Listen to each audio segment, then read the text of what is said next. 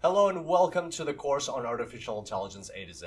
My name is Kirill Remenko, and on behalf of Adlan de Ponteves, the co-instructor on this course, I'd like to welcome you into this amazing adventure that we're about to start. And what's up with this timer? Well, the reason for this timer is this is my third time recording this tutorial, and I get so excited about these things, and it just goes over, blows over 10 minutes or 20 minutes. So I decided to limit myself to 5 minutes to get you excited about this course and why it's the best time to be in AI. So let's dive into it. We've got 4.5 minutes left. Why AI?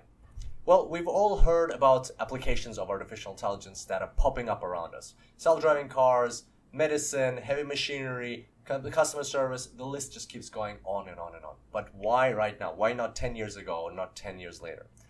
Well, the answer is hidden in this curve, which is called Moore's Law. It was originally identified in 1965 by Gordon Moore, and what it says is that the power of the average computer, in very simple terms, the power of the average computer that you can buy for $1,000 will double every 18 to 24 months.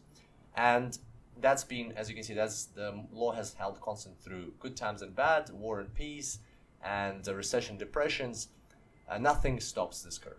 And we've already surpassed the brain of an insect for an average computer that you can buy for $1,000. We're sitting at about the speed, the processing power of the brain of a rat. By 2025, we'll be at the brain of a human. As you can see, it's exponentially growing. And so this is a great time to be in artificial intelligence. It's just going to be doubling. The power is going to be doubling every time. All right, 3 minutes.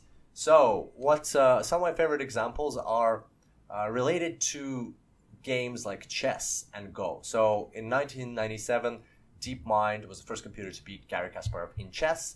It was a huge thing. It was like one of the most broadcasted chess games on the planet ever, and at the same time, and so that was considered an impossible feat. Right now, on any phone, you can install an app with chess, which no human player will ever beat because computers are that good now. You just cannot beat a computer in chess if you put on the hardest setting. And then just recently in March 2016, a computer won against the 18 world champion of the game of Go, Lee Sedol. Again, considered an impossible feat. Even at the start of the match, it was considered to be impossible, that it's only going to happen 10 years from then, but it happened.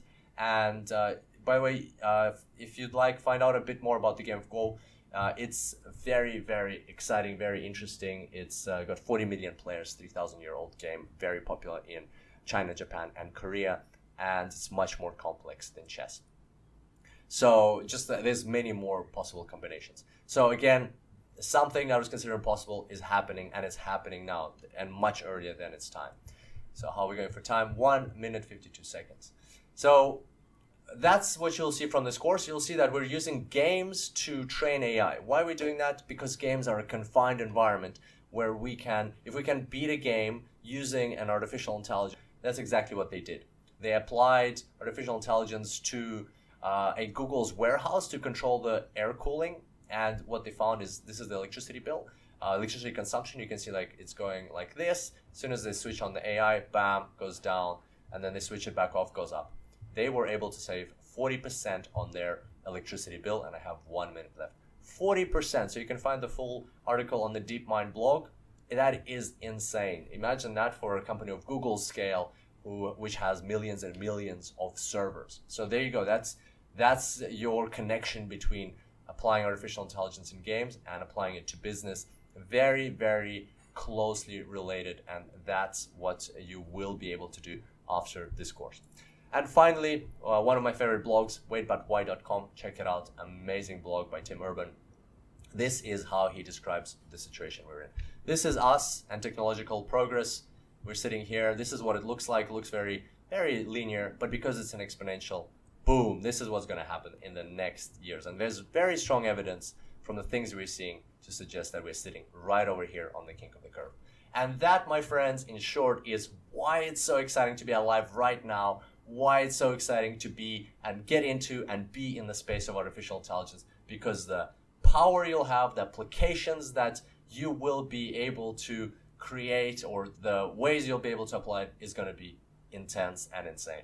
And I can't wait to see you on the first tutorial of this course. Let's get this started.